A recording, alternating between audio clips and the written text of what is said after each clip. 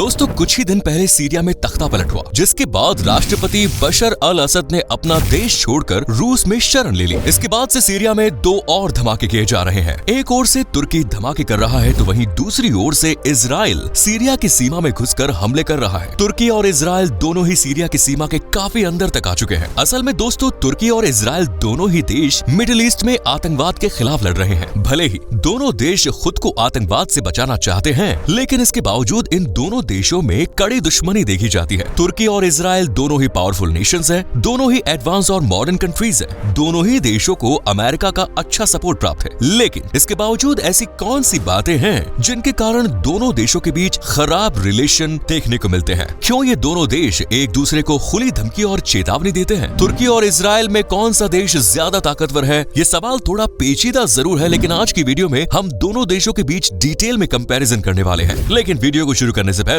अगर आप हमारे चैनल पर पहली बार विजिट कर रहे हैं तो प्लीज चैनल को सब्सक्राइब करें। चलिए बात कर लेते हैं सबसे पहले पॉपुलेशन एंड एरिया की। दोस्तों तुर्की और इजराइल की पॉपुलेशन में काफी अंतर देखने को मिलता है। आज के समय में तुर्की की कुल जनसंख्या 8.7 करोड़ के आसपास है, वहीं इजराइल की टोटल पॉपुलेशन है महज 1 करोड़। यानी पॉपुलेशन के मामले में तुर्की इजराइल से काफी आगे है। बात करें साइज की तो तुर्की का टोटल एरिया 7,84,500 वर्ग किलोमीटर है, वहीं पूरे इजराइल देश का टोटल एरिया 22,145 स्क्वायर किलोमीटर है। यानी साइज के मामले में भी इजराइल तुर्की के मुकाबले काफी छोटा नजर आता है। तुर्की की कैपिटल सिटी अंकारा है, लेकिन सबसे प्रमुख और बड़े शहर की बात करें तो इस्तांबुल का नाम सबसे पहले आता है। इजराइल की कैपिटल सिटी यरूशलेम है। ये एक ऐसी जगह है जो यहूदी, इस्लाम और ईसाई तीनों ही धर्म के लोगों के लिए पवित्र मानी जाती है। History and diplomatic relations. दोस्तों तुर्की का इतिहास काफी पुराना है। ऑटोमन एम्पायर ही बाद में तुर्की के रूप में प्रसिद्ध हुआ। वहीं दूसरी ओर यहूदी लोगों ने 20वीं सदी की शुरुआत से ही अपने लिए अलग देश की मांग कर दी थी और साल 1948 में फिलिस्तीन से अलग होकर इजराइल के लोगों ने एक अलग देश का निर्माण किया। पूरी दुनिया में सिर्फ इजराइल ही एक ऐसा देश है जो स्पेशली यहूदियों के लिए बनाया गया है। एक समय पर तुर्की और इजराइल के बीच ठीक ठाक रिलेशन देखे जाते थे, लेकिन साल 2010 के बाद से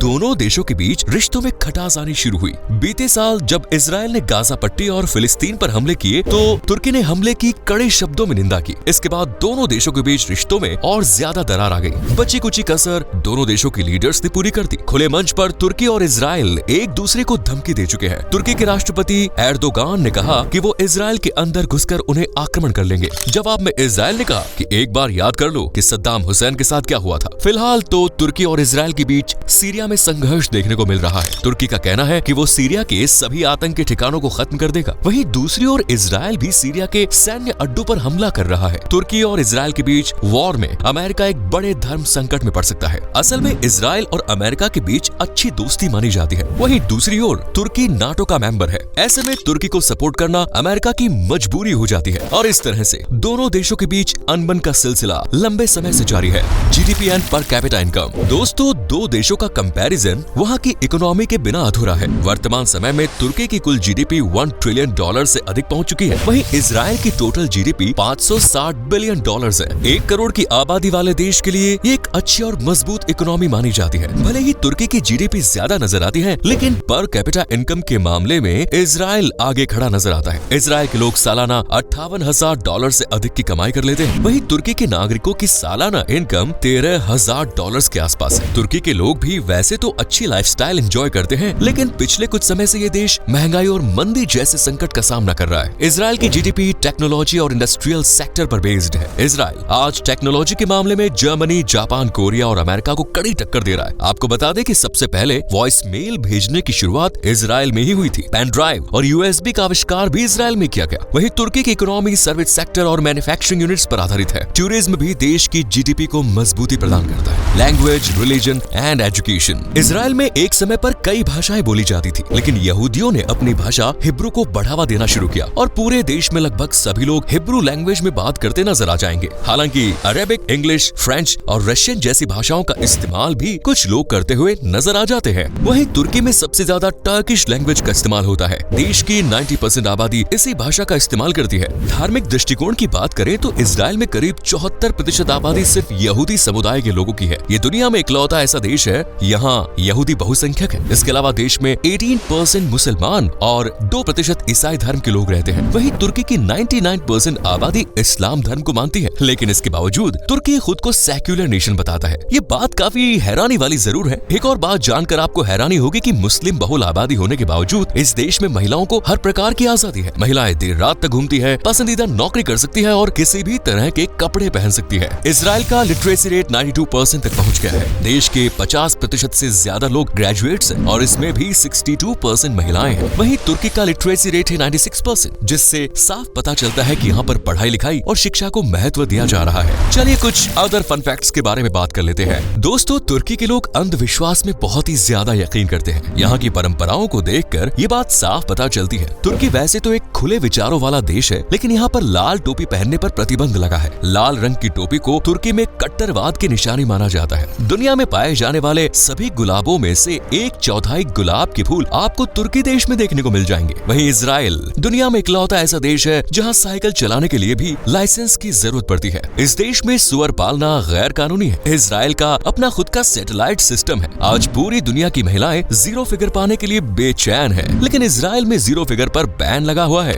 महिलाओं की सेहत को ध्यान में रखते हुए ही ये नियम बनाया गया है। Military power and defence budget. आइए दोस्तों, अब एक नजर तुर्की और इजराइल की मिलिट्री पावर पर डालते हैं। इससे ये भी पता चल जाएगा कि वॉर की सिचुएशन में किस देश का पलड़ा भारी नजर आएगा। तुर्की का मिलिट्री बजट $40 बिलियन के आसपास है। भले ही तुर्की में महंगाई और मंदी का दौर है, लेकिन ये देश अपने डिफेंस सिस्टम को मजबूत बनाने के लिए हर साल अपने रक्षा बजट में बढ़ोतरी कर रहा है। वहीं इजराइल का डिफेंस बजट $25 बिलियन के आसपास है। हालांकि इसे बड़ी संख्या में अमेरिका मुफ्त में ही हथियारों की सप्लाई कर देता है। असल में अमेरिका मिडिल ईस्ट में अपनी पकड़ मजबूत करना चाहता है और उसके लिए इजराइल से बेस्ट ऑप्शन कोई और है ही नहीं। 2024 की ग्लोबल फायर पावर इंडेक्स के अनुसार तुर्की दुनिया का 8वां सबसे ताकतवर देश है। वहीं इजराइल इस लिस्ट में 17वें स्थान पर आता है। तुर्की के पास 3,55,000 एक्टिव पर्सनल और 3,78,000 रिजर्व पर्सनल मौजूद है। वहीं इजराइल के पास 1,70,000 एक्टिव आर्मी है और 4,65,000 सैनिक रिजर्व आर्मी में है। तुर्की के पास 2300 से ज्यादा टैंक्स हैं, तो इजराइल के पास सिर्फ 1370 बैटल टैंक्स हैं। तुर्की के पास 55,000 आर्म्ड व्हीकल्स हैं, वहीं इजराइल के पास आर्म्ड व्हीकल्स की संख्या है 43,400। तुर्की के पास 1,938 तोप है, जबकि इजराइल के पास महज 300। तुर्की के पास 12 सबमरीन्स हैं, तो वहीं इजराइल के पास सिर्फ 5। तुर्की के पास 16 फ्रिगेट भी हैं, जबकि इजराइल के पास एक भी फ्रिगेट नहीं है। लेकिन एक चीज में तुर्की पीछे है और वो है न्यूक्लियर वेपन्स। तुर्की के पास एक भी न्यूक्लियर वेपन नहीं है, तो वहीं इजराइल के पास 80 न्यूक्लियर वेपन्स हैं। और आज के समय में जिस देश के पास जितने ज्यादा परमाणु हथियार होंगे, वो देश उतना ही शक्तिशाली होगा। लेकिन यहाँ पर ये रूल अप्लाई नहीं होता।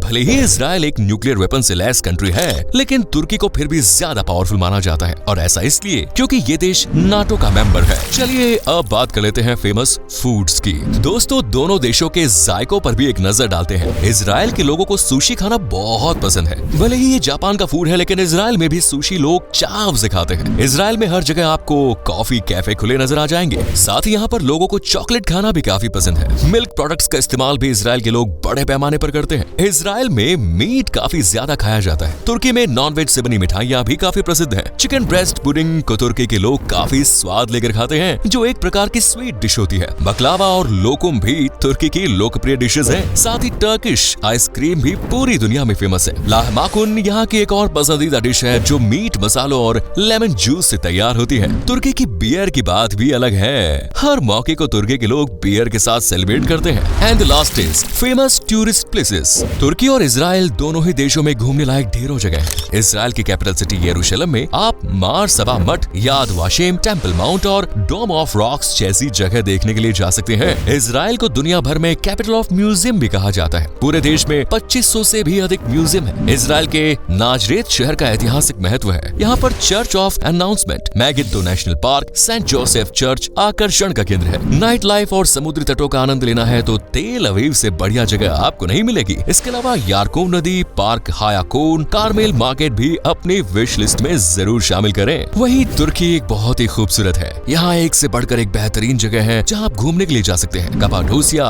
तुर्की का एक बहुत ही खूबसूरत शहर है। हनीमून मनाने के लिए आने वाले कपल्स के बीच इस जगह को लेकर अलग ही क्रेज है। वैसे तो तुर्की में 85,000 से अधिक मस्जिदें हैं, लेकिन हागिया सोफिया और नीली मस्जिद इस देश की काफी प्रसिद्ध मस्जिदें हैं। पमुक्कले शहर अपने प्राकृतिक झरनों के कारण पर्यटकों को आकर्षित करता है। इस्तानबुल और अंकारा शहर में भी आपको घूमने के लिए कई मॉल्स, बाजार और क्लब्स जैसी जगह मिल जाएंगी। इस्तानबुल में एक ऐसा पुल भी मौजूद है जिसका एक हिस्सा एशिया में है तो दूसरा यूरोप में। साथ ही 480 80 से अधिक खूबसूरत बीचेस भी तुर्की में मौजूद है। दोनों देश वैसे तो काफी अट्रैक्टिव लग रहे हैं, लेकिन जब तक इन देशों में हालात सामान्य नहीं हो जाते, यहाँ घूमने न जाना बेहतर ही होगा। बात करें दोनों देशों की करेंसी की, तो आर्थिक मंदी के कारण तुर्की की करेंसी काफी डिवैल्यूएट हो गई है। आज एक इजरायली न्यू शकील करीब 10 टर्किश लीरा के बराबर है। तो दोस्तों, ये था तुर्की और इजरायल के बीच पूरा कंपैरिजन। उम्मीद है कि आपको वीडियो पसंद आई होगी। अब आप हमें कमेंट्स में जरूर बताएं कि आपको कौन सा देश ज्यादा अच्छा लगा और क्यों। आपसे फिर मिलेंगे नई वीडियो में और ऐसे इंटरेस्टिंग इन्फॉर्मेशन के साथ। तब तक bye bye and take care.